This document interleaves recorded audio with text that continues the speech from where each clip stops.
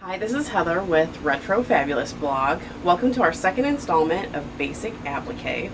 Today we're going to be talking about the freezer paper method and fusible applique. For the first portion, freezer paper method, we'll need a mini iron and a board, butcher paper or freezer paper, and that has wax on one side, paper on the other. I don't know if you can see that.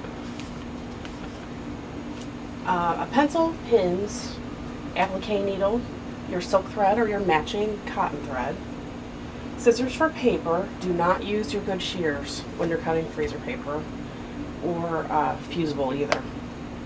And then you have the option of using a glue stick if you'd like to. I prefer not to, and I'll show you how to avoid that. But if that's what works for you, go ahead and get your glue stick out. You'll copy your pattern onto your freezer paper on the paper side. The shiny side is covered in wax, and that's going to be what your fabric will stick to when it's ready to go. Okay. So you'll cut on your line of sewing.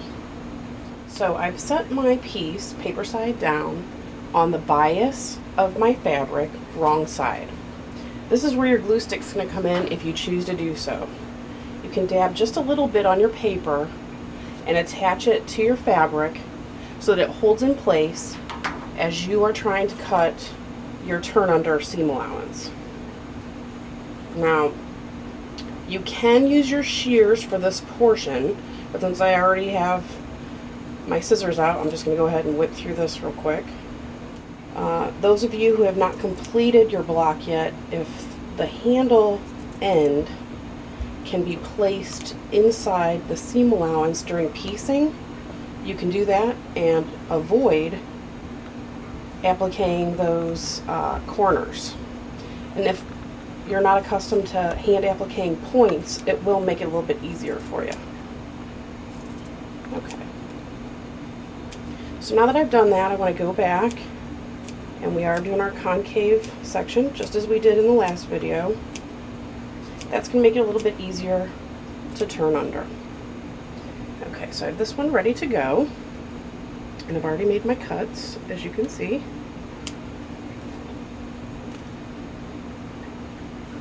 Now, if you are not using the glue, this is going to come in handy. Give yourself a little more room on the edge. You can always come back and put one concave edge turned under, and then come back and trim the other side if you need to. That'll hold that piece in place without using the glue. But if you have not used glue at all and you're getting ready to start, I just use a couple of pins right into my board, and that's going to hold that in place as I get my mini iron out. If you're not going to be doing this on a regular basis, then you'll probably want to skip purchasing the mini iron. It's about $30. You can get it about 40% off with a coupon at a big store. But if applique is in your future, go ahead and snag one up while you can. Don't be afraid. Just watch your fingers so you don't get burned. I'm going to leave my edges till last.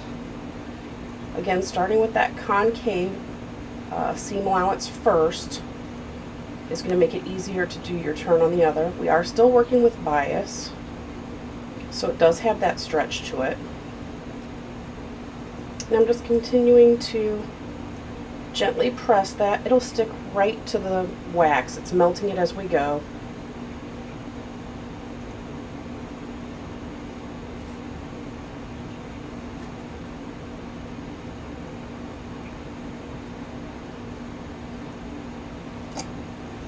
Okay. Now for the next one, I put this side down. Some people take their paper out, they do a little fold along here, and then they pull that wax paper.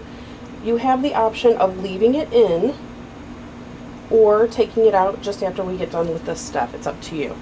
If you're going to take it out now, I'd use some spray starch to make sure that your edges are still going to stay crisp. And then if you wait, because you want to be sure that you're keeping that form, You can take it out at the end. It will involve you cutting through the back of your fabric. So it depends how you'd like to handle that. It's not as scary as it sounds.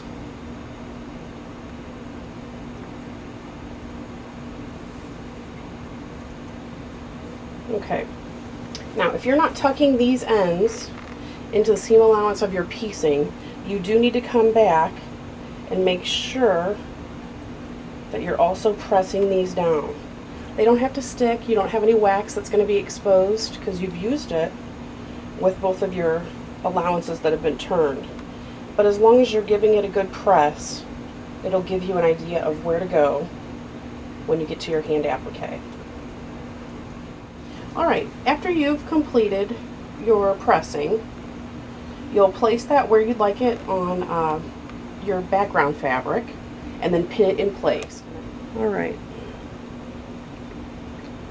Now I'm just grabbing a little bit of the background fabric, and as you can see coming up, I'm not quite to the edge yet, but I'm going to pull that through, and I'm pinching both my thread and my fabric at this point.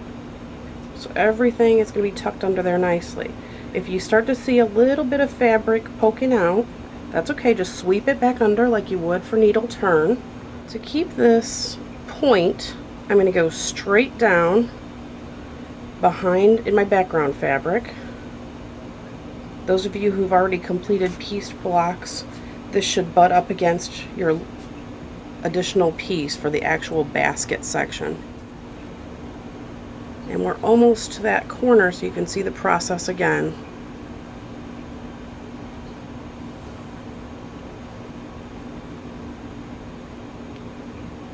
I'm going right into that corner. It's okay where you come up, but you want to go down right at the corner. And that's going to leave that point. Perfect. Okay, I've got some fabric poking out here. I just turn it under like I would needle turn and come back up and continue on. Alright, so I finished that portion up, and you can see by my stitches, they're difficult to see with the silk thread, but my final stitches with the brown show up nicely. And I left that freezer paper in there so we can demonstrate this portion of it. You'll want to watch out for your knots, and you definitely don't want to cut through any silk thread. But because your freezer paper is underneath it, you can do a little clip just of your background fabric, and that freezer paper will act as a barrier, not cutting through your basket handle fabric or vine. Okay, so I'm going to cut down just the center, follow that all the way through.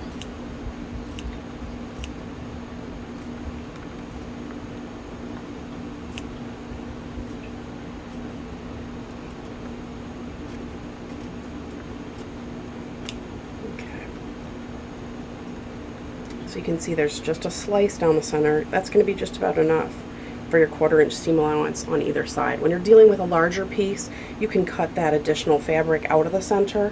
It's just not necessary when you're dealing with something that's small.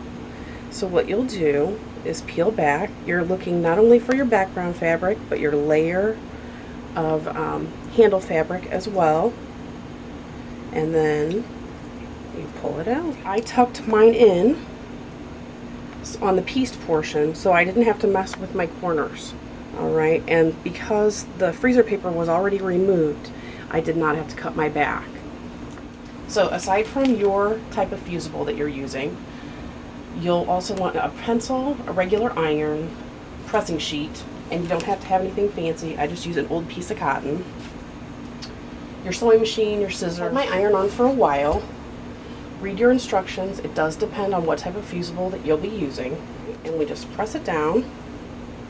Wait a moment. And then lift it back up. You'll want to wait until this cools to start working with it. And once this cools, we're going to cut it out on the line of sewing. This is not something you want to prep way ahead of time. You peel your paper backing, you'll press this in place. You'll use your pressing cloth. Like I said, it can be a big scrap. It doesn't have to be anything fancy. Go over the top just as you did the first round and lift up.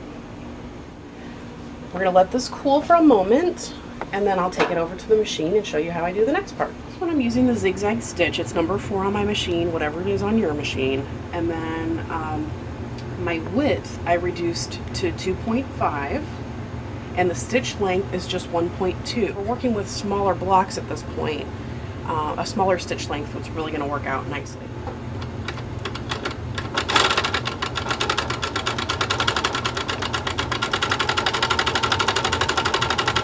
If you need to reduce your speed, go ahead and do that. So we're finishing up our stitches just at that last corner, and I think it turns out pretty nice.